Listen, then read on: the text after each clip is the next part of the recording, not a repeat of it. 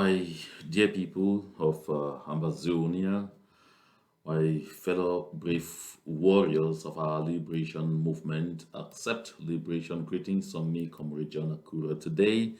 Today is Friday, and this Friday is the 28th of July, 2023.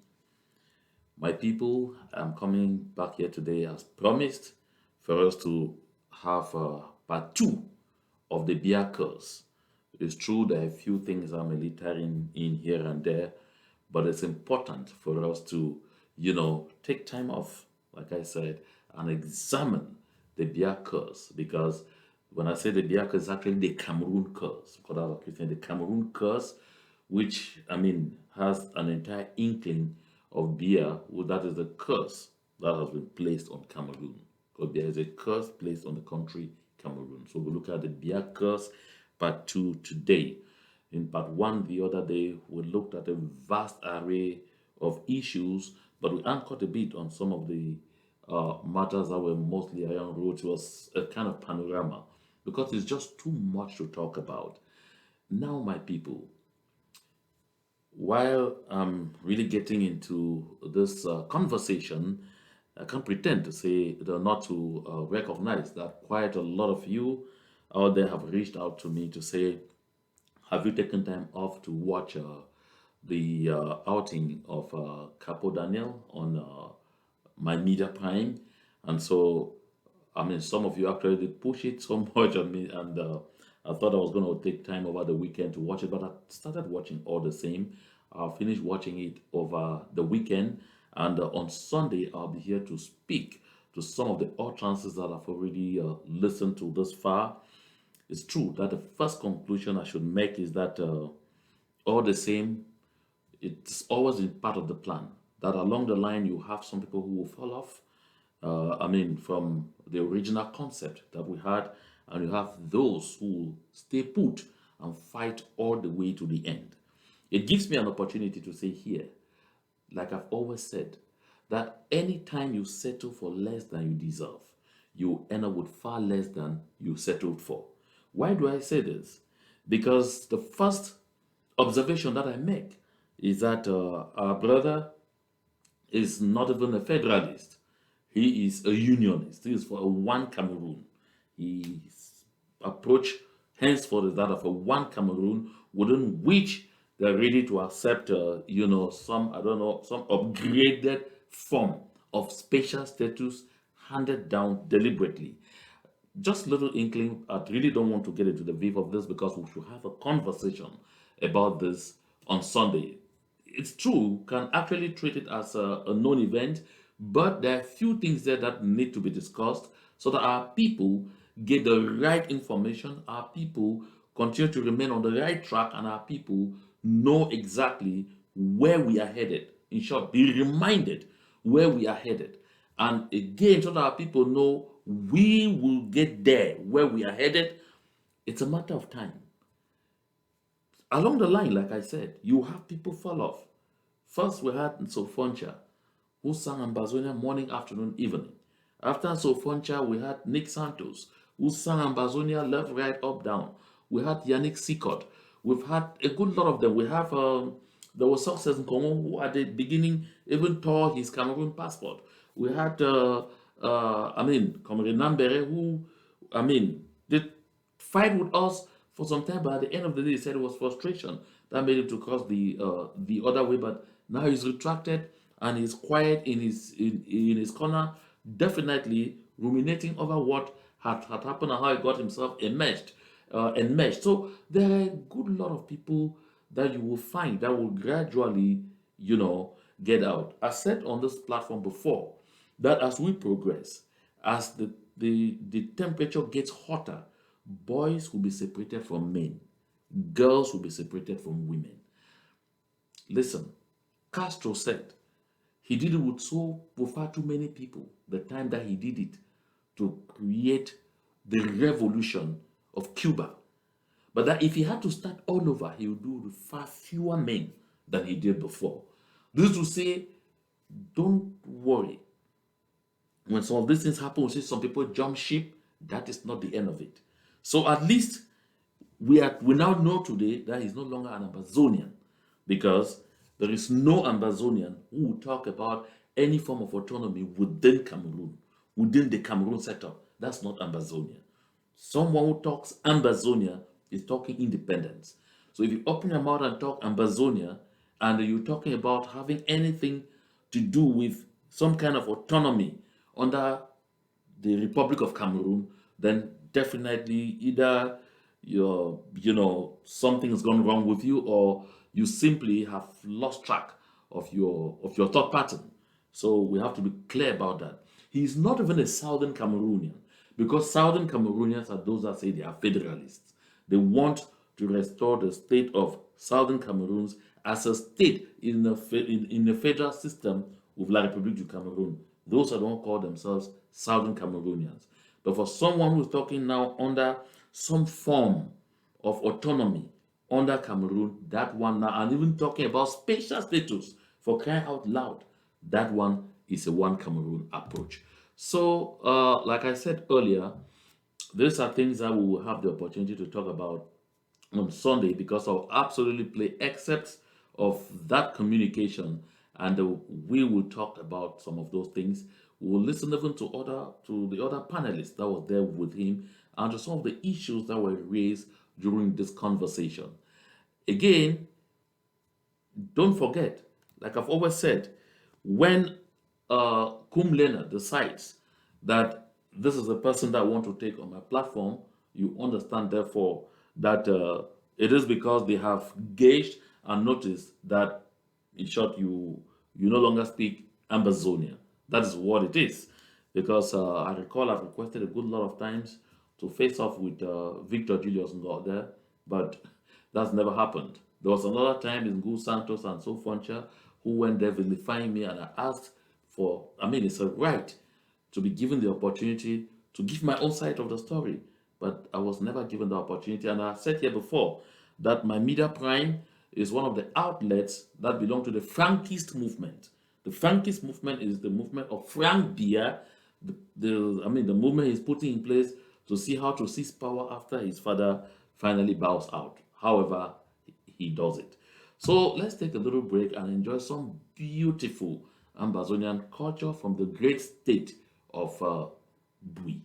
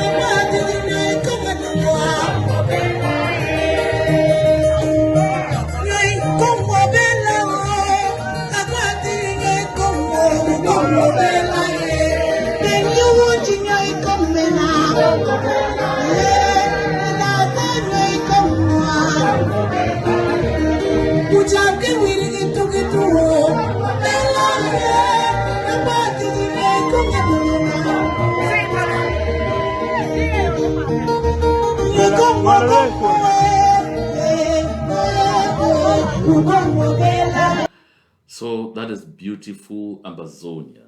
I mean, this is the splendor of our beautiful culture. If we want to take a day just to delve into the beauty of our culture. Oh my goodness. We will not have time to talk anything really serious. Really, no, not really serious. Not have time to get into some of the substantial issues that, currently mark the day, like making sure we get La Republic of Cameroon out of our territory. So I was talking about the Biya curse. And recall, in our last discussion, I mentioned I should say about the Cameroon curse. I mentioned that La République du Cameroun is the only country in the world where, as the days are going by, the people are rather retrogressing. Let's look at one very interesting sector. In 1990, in the early 90s, the wave of democracy blew so hotly across Africa. I mean, so hotly across Africa. It was a serious wave. And that wave touched Cameroon like almost every other country on the continent.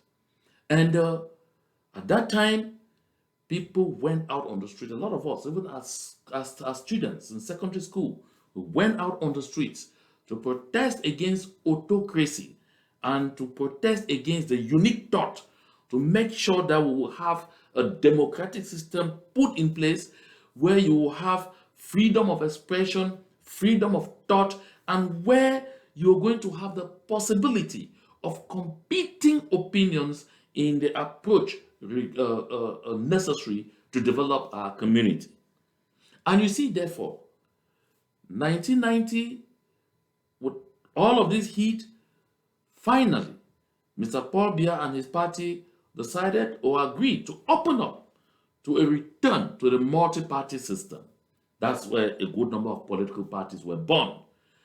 In 1992, were the first, call it, multi-party elections of the time. In that 1992, the SDF party boycotted the parliamentary elections that took place earlier on in the year. And the opposition NUDP party went on to win 68 seats. In fact, the opposition had a majority number of seats in parliament. There, you said that democracy was like trying to take root. There was change seemed to be coming. Change seemed to be on its way. And then, unfortunately, the opposition could not agree, and that is the curse. The opposition could not agree to form an alliance that would have used the provision in the constitution of La République du Cameroun at the time that indicated that the party with the majority in parliament will be the one to appoint a prime minister, will be the one to have a prime minister. That's what it was at the time. And so they could not agree. And Paul Biya, therefore, with the CPDM that had 88 seats, were 3 seats short of getting the majority, that you needed 91. So they were able to negotiate with someone of a party called the MDR in northern Cameroon, Dakole Daisala, to take over his 6 seats. And they formed an alliance that is an opposition party crying that they need change at all costs. And the entire opposition had a majority. But this party decided to further form an alliance with the same autocratic system. And the CPD had its majority and could maintain the reign of things. But in the same 1992, in October of that year, was a presidential election, at which, of course, is no news, because even some of the actors of French Cameroon say it, that the SDF's chairman, Me John Fundi, of blessed memory, won the election handily, the presidential election. We all know what happened. The president of the Supreme Court announcing that there were irregularities for what he saw, but his hands were tied. We saw the reports everywhere. The US ambassador to Cameroon at the time, Ms. Frances Cook, in her looks, when she sat when they were declaring the result, did demonstrate very clearly that this is not what a semblance of what we know. But at least that election Biya ended with about 30 something percent of the vote. But you see, keep going. As the years were going by, rather than democracy taking root, what kept happening? We kept moving gradually from the multi-party political system back to the unique top system. Until today, right now that we speak, how many political parties are in Cameroon? You just say CPDM and the rest. Because there is no opposition again in Cameroon. So we have gone right back to the unique party system. How many years after? Because this could elude you. It could elude our minds, it could elude our thoughts. It may evade, our view to say, oh, but this one area.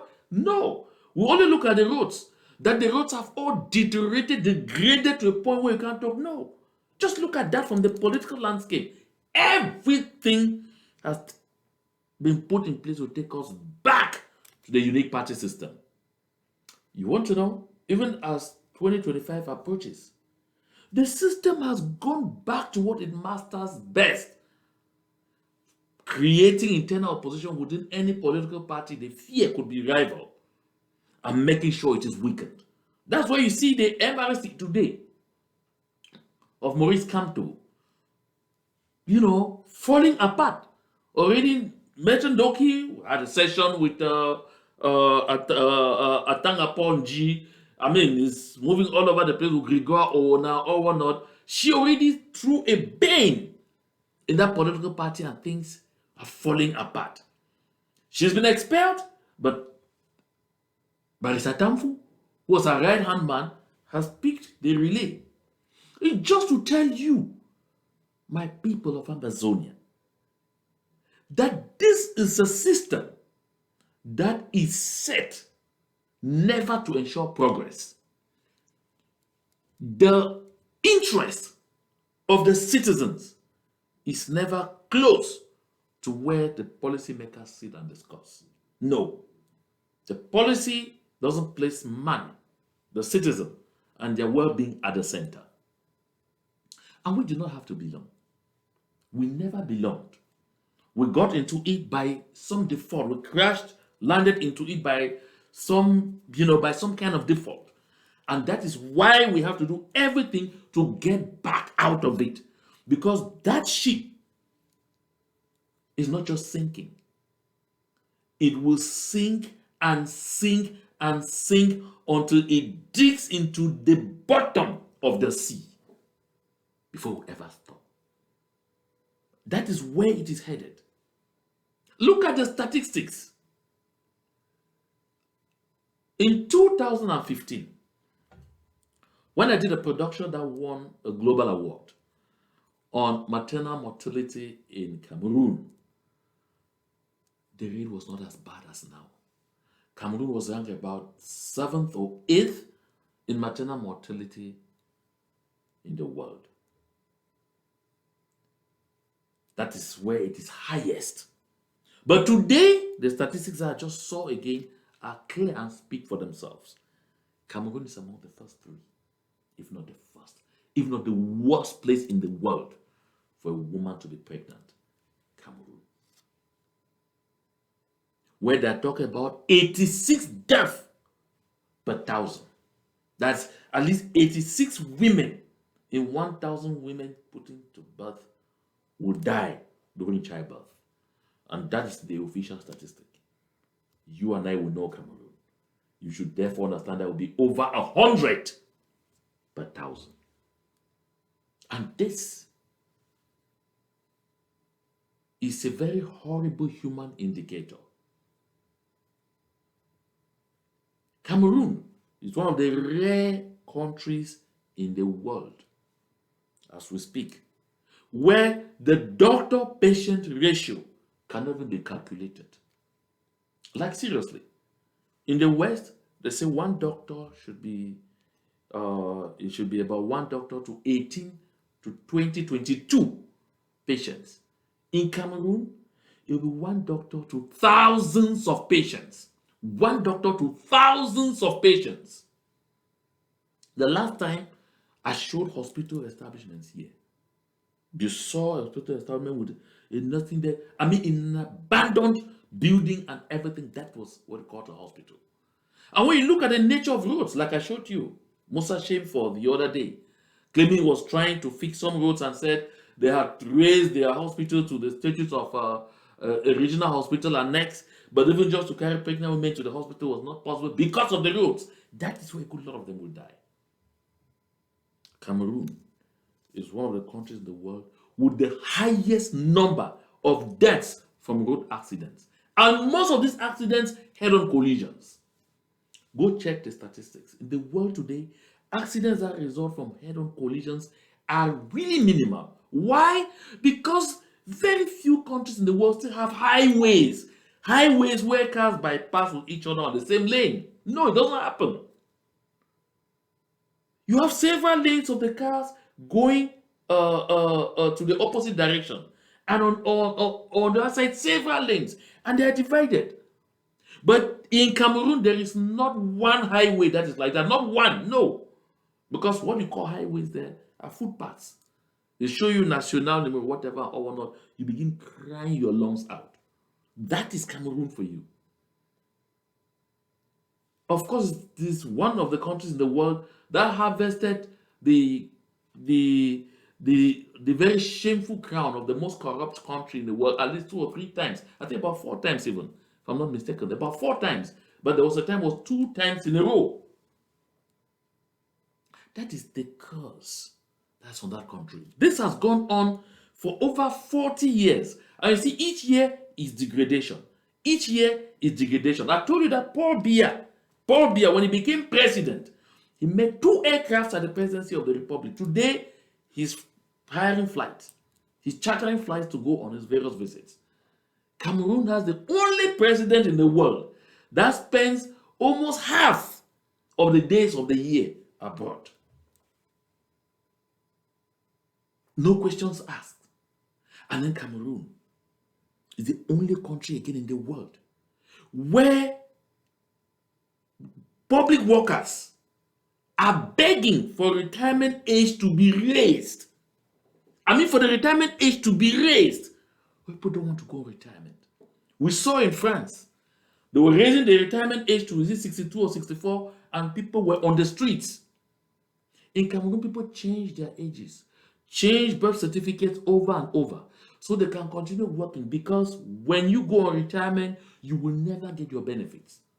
So retirement is like a death sentence. That's the one country in the world where that still happens, in the third millennium. My people of Ambazonia, there is no future, no perspective, nothing in the offing for anyone staying with La République du Cameroun. Their citizens are some of the most dormant in the world, especially those back home. At least in the diaspora, they got up from sleep. But back home, they are some of the most dormant in the world. Can anyone imagine a country in the world where they take the price of petroleum from 600 to 700? That's an increase of over 100 francs. Just at a go. Nothing happens. Don't talk to me about Nigeria. Nigeria, for years, when they raised the cutback, and they are yet to say anything regarding what is going on there right now. This is a country of permanent retrogression. A country where someone's horrible mistakes are presented as a style. We saw Paul Biya in Washington, D.C., country where the president does not even exist. We saw Paul Biya in Washington, D.C. It was a horrible experience. But when he got back home, oh my goodness, it was a triumphal reception. Biya went to America, he did this, oh, this is the. But the man didn't even know where he was. Now he's in Russia. Take a look.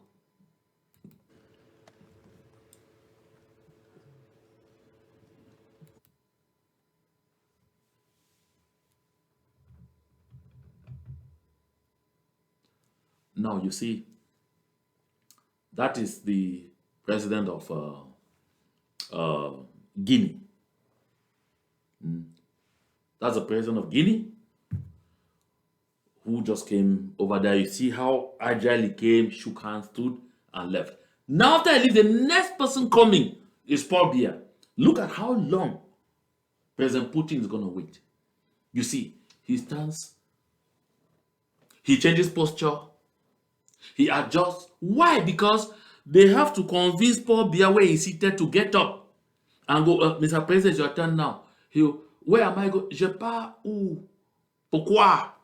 Then they will struggle, find a way he will accept to write, they will lift him up. And you see, this clip just shows two presidents, the one from Guinea and Paul Biya.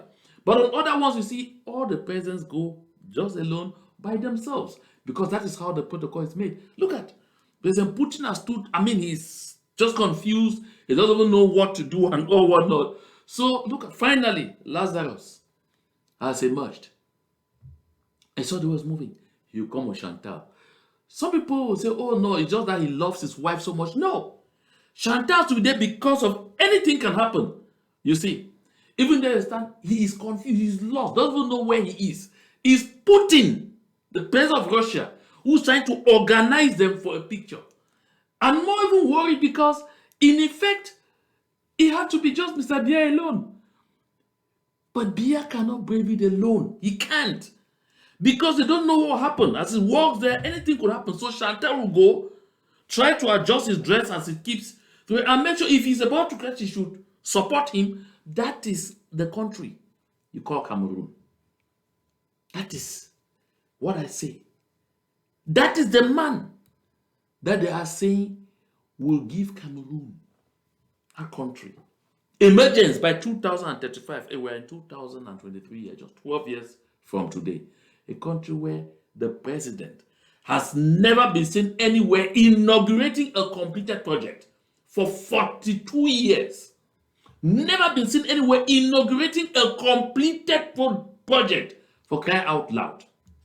That is why I could agree with what this gentleman says.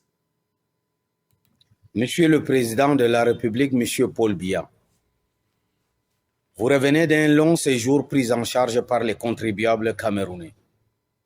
Ça va faire bientôt un demi-siècle que vous êtes pris en charge par les mêmes contribuables. Savez-vous dans quelles conditions se trouvent vos compatriotes, nos compatriotes?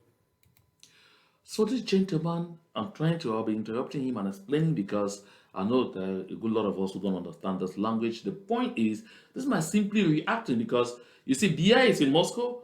He had just returned from Switzerland, where he's been since the summit that they had in Paris ended. And so he just came back, and this man is saying, you just came back.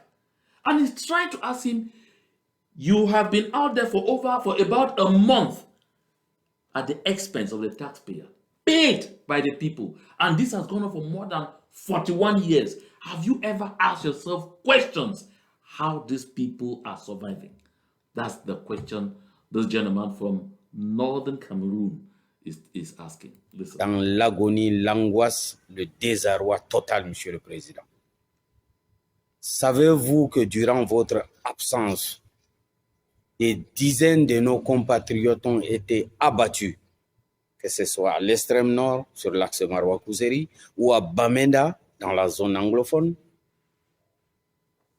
Savez-vous que des dizaines de nos compatriotes ont péri dans des accidents de la circulation sur des routes que vous êtes incapables de faire en 42 ans? So you see, it's saying that for all the time that you were out there, were you informed? Are you even aware that tens of your soldiers,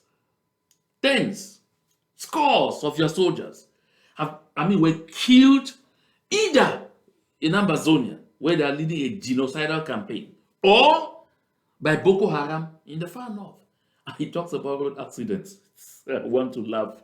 And he says most of this that too many people have died just within this short period that you were out there on roads that you have been incapable.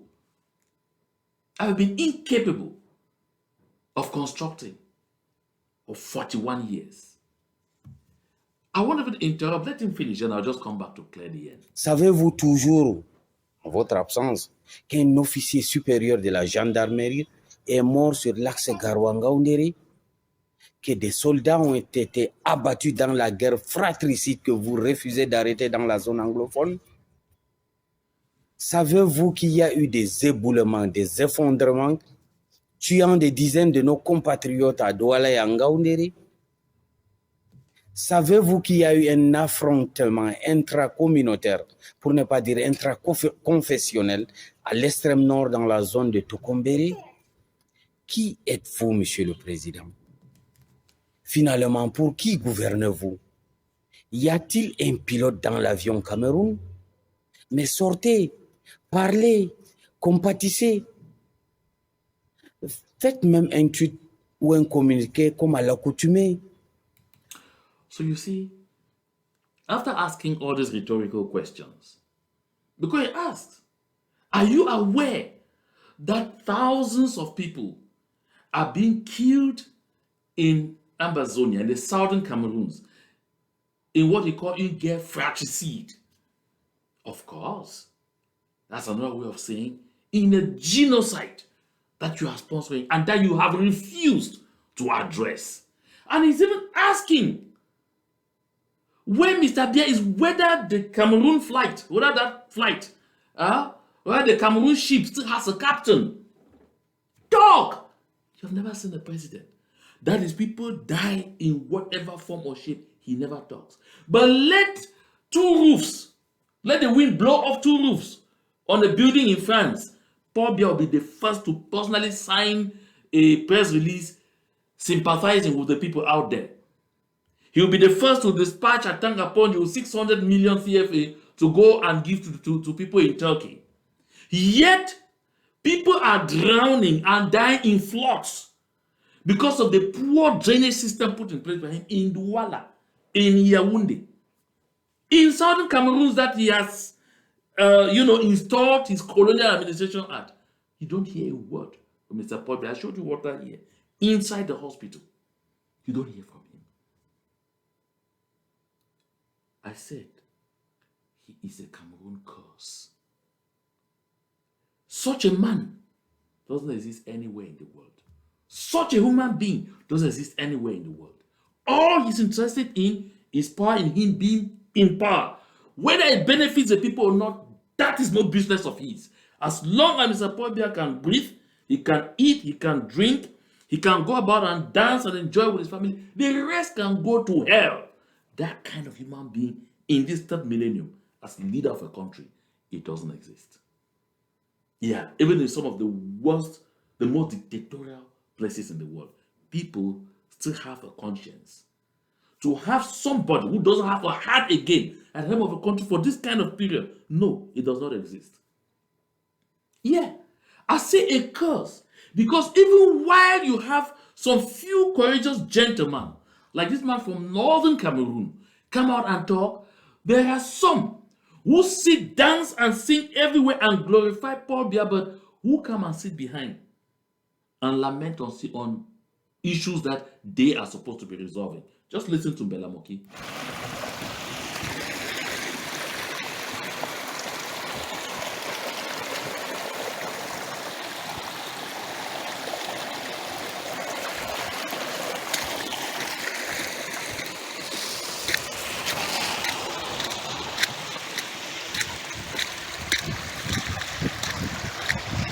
Look at a new road that has just been constructed. Look at it. We are in trouble here along the Mokunda Limbe Road. Just runoffs are taking away the whole tar, creating craters on the road. It is dangerous. Accidents, cars stumble on it. This is terrible. It is an indication that the job was a poor job. Poorly. So, that road you see is linking Mukunda in Boya to Limbe, the opacity where Sonara is lodged. where the CDC has its head office, where PAMOL has establishments. My people of Ambazonia, like I said, this road is not to, he says it's a road newly constructed. That road is being constructed year in, year out. They put billions aside that they are constructing the same roads. It is where it is. You see it. And who is Mbela Moki Charles?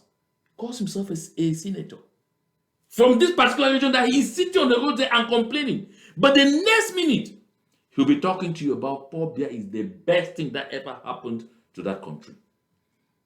The next minute, he'll be telling you about the people we don't like. They are the ones underdeveloping their roads. This is the curse, the Cameroon curse. Nothing ever well done. No, nothing can ever be done with a touch of permanence. Because if it is done, definitely, how would they go about to embezzle? That's why you see roads are made in the morning. By afternoon, they start thinking of the need again to bring another company to rehabilitate this road. Money needs to be set aside again. A road is constructed this week and people are like, oh, before the inauguration, you already find potholes all over the place. It's good, and the road will be received. The contractor will be paid. The money will be delivered. That is the curse. This, because ask yourself, the people are handling their country as if they are strangers just passing, as if it is bush that have just gone to harvest resources and then go back to their model country. No. That is the curse. I bet you, and this curse has lasted already 60 years and counting. But the time the curse really began taking effect, 1982, the Biya curse, and it is not going anywhere. That is why, my people of Ambazonia, I keep coming here to say this. Any day, anytime somebody comes to tell you we are on the wrong path, tell that person you are mad. I mean this. Because look at it. How many years are we gone in this liberation movement? Look at the grounds that we have covered. In less than 7 to 8 years, in less than 8 years, we have already made it impossible for La République du Cameroun to breathe in a good cross-section of our territory. Even those who seek to say they want to talk about us reconsidering our position and shifting position to come to some middle ground for some kind of one Cameroon, recognize that La République du Cameroun doesn't have freedom of movement in up to 4 of the 13 counties that make up Ambazonia. They don't have that freedom of movement. Why? Because our people, our brave hearts, our young self-defense volunteers, by day and by night, are working in tandem with the civilian population, are continuing to send a clear message to the world that things will never be the same again. That we are sick and tired of this ancestral union with La République du Cameroun. And this is for a fact. How many years did Eritrea take to cut off from Ethiopia? That some start telling us that, oh, we have no direction, we have not made any impact, and all of those things. Go and check. Over 20 years, they ended where they were headed. Same thing with East Timor.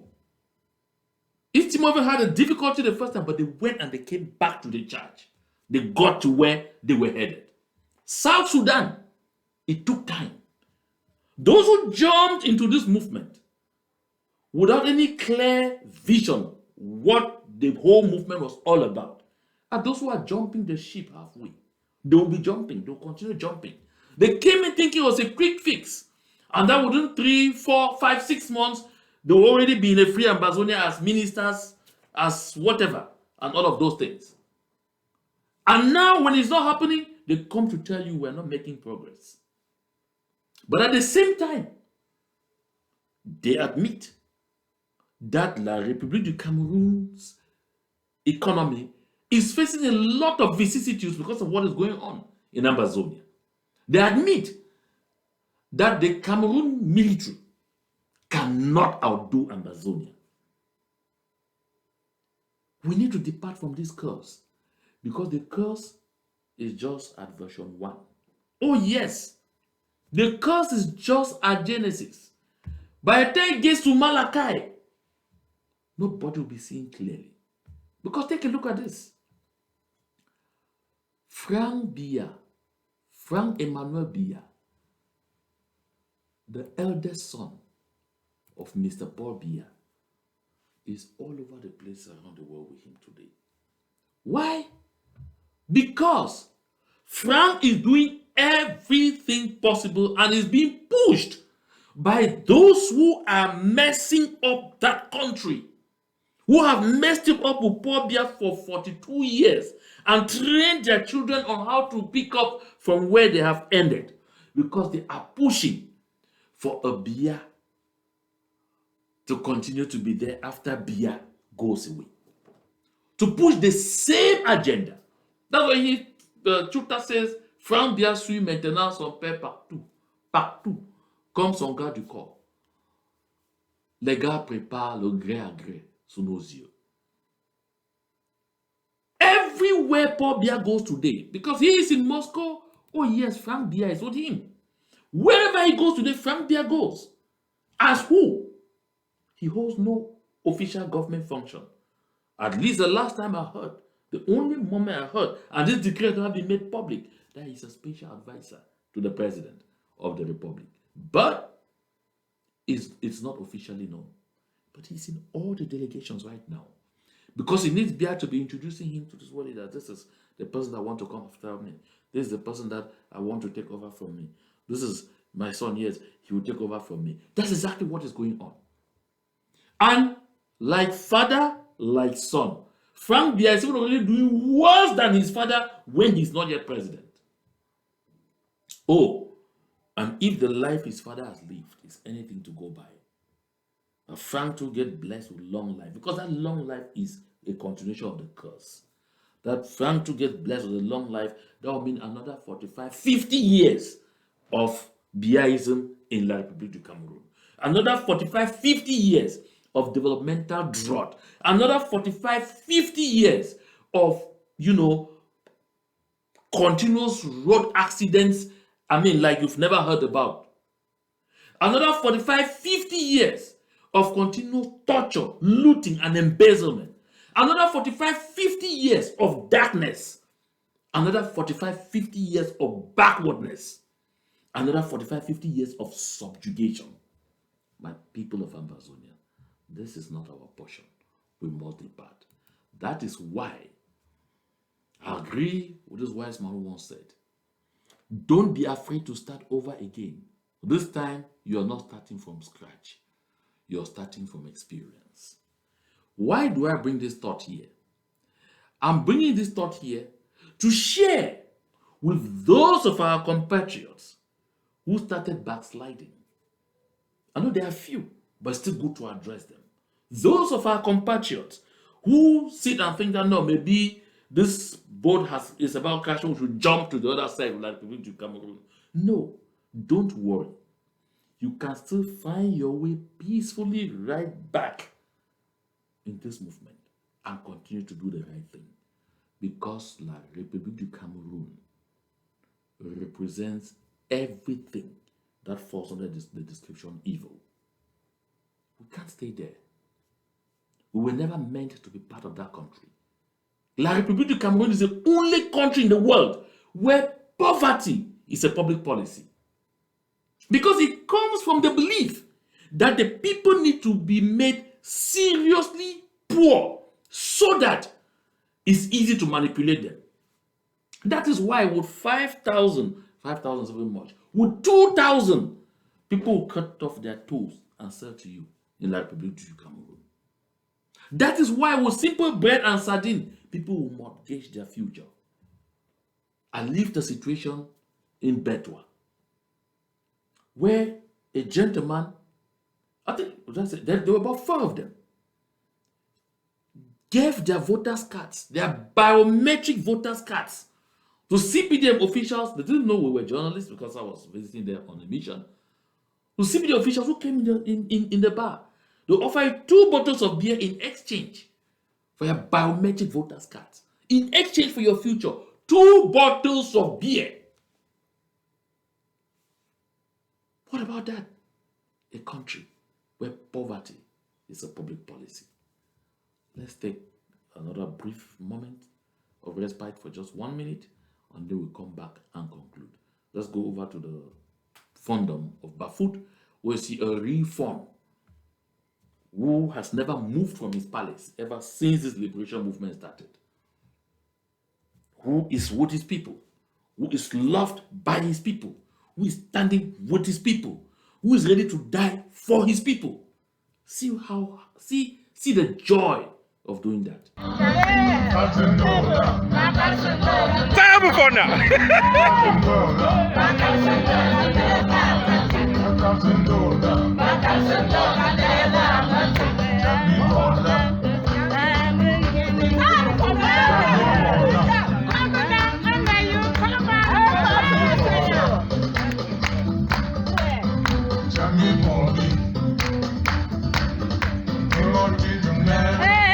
Dona bewa, Sunday Camel ye, Magame Banja Kilimio.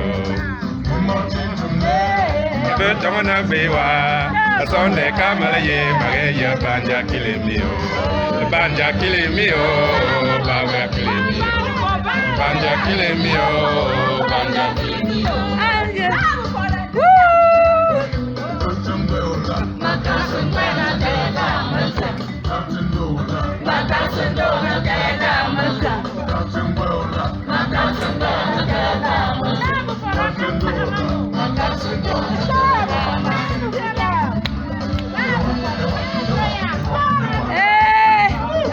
So, my people, you see the joy of a man who is standing with his people, who is sharing with his people in their pains, who is sharing with his people in their happy moments, who is standing and listening to his people to understand what direction they want their lives to go, to understand the direction of their destiny. That is why he will commune with them like that. Unfortunately, at the same time when we are communing with him, of course, the place is in mourning of a man who would have gone as a hero. I know some of you expected me to talk about the fun of Kejom Keku. They can't have this kind of communion with his people, because rather than stand with his people to understand them, Benjamin Voseboy rather preferred to call in a genocidal army to come and kill his people, burn some of them alive, get at even the most vulnerable in the community. But that's not what I was going to talk about. I was going to talk about another man that a good lot of us fought for, and were ready to die for, because we all believed that he was standing for us. But just see how in his last days, the wonderful legacy Mr. Frundi was about to bequeath vanished. Until today, this is Frundi being mourned with biting ghost towns in the city where tens of thousands of people will come out and say no soldier will go closer to his house. Today is the army of La République du Cameroun that is giving Mr. Frundi's palace and Tarikon a facelift.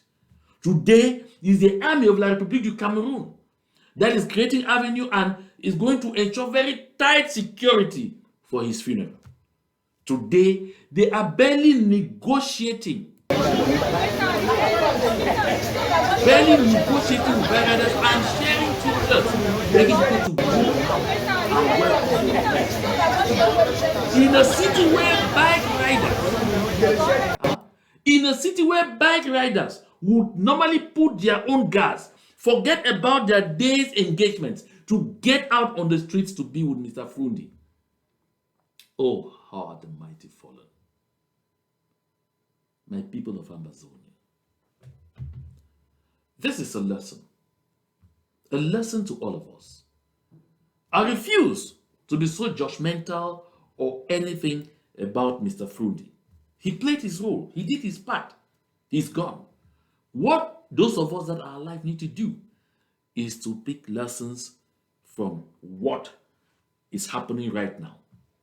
That Mr. Fundi's death would have been a situation where the whole of Bamenda, the whole of the southern Cameroons would be in mourning. But today, even villages deep inside Biya, Mbinka, in Rum Rock, Imba, that's an Ndonga Mountain where they even say that they are very much Biya. Even deep in those villages, Tabiken and all of those villages, Binshwa, the place is dead. Even in those villages where the remains will not even pass, the places are dead. This is what happens when you fail to read the messages on the faces and in the eyes of the people who have always stood with you, by you, and for you. This is what happens to you. So those in our ranks who are jumping ship today, when you have caused the people to believe strongly that you were with them, that you were standing with them, and believed in you that you were ready to die for them, when you are jumping ship today, look at what is happening here. Think. Give it a rethink. Martin Luther King Jr. says this, and this is what I want to end this conversation with today. If you can't fly, then run. If you can't run, then walk. If you can't walk, then crawl. But by all means, keep moving. My people of Ambazonia, you have heard about the Cameroon curse, which is the Biya curse. You have heard about what is happening to someone that was seen by most of us as a hero. You have heard of the devastation on our land. My people of Ambazonia, you have heard of the clarion call also to continue to stand for this liberation movement, not by word of mouth, but by action. And that is why I evoke Martin Luther King Jr. By all means, keep doing one thing or the other to advance this liberation movement. By all means, keep doing one thing or the other to ensure this liberation movement is financed. By all means, keep doing one thing or the other to make sure that these misguided souls that cross onto the other side and start trying to preach to us as if they were so righteous and were so horrible, that those stupid messages remain in their cerebellums and don't go anywhere close to the minds of those who understand the need of sacrifice for the general good. This is a sacred duty we must continue to fulfill. And I'm very confident that we as a people will get there. Listen, no matter how much they sing and claim that we have not got there too quickly, and that is why, according to them, we have failed, it will not stop us from marching on. There's a French expression that puts it better. Le chien aboie et la caravane passe. Yes, à lutte continue.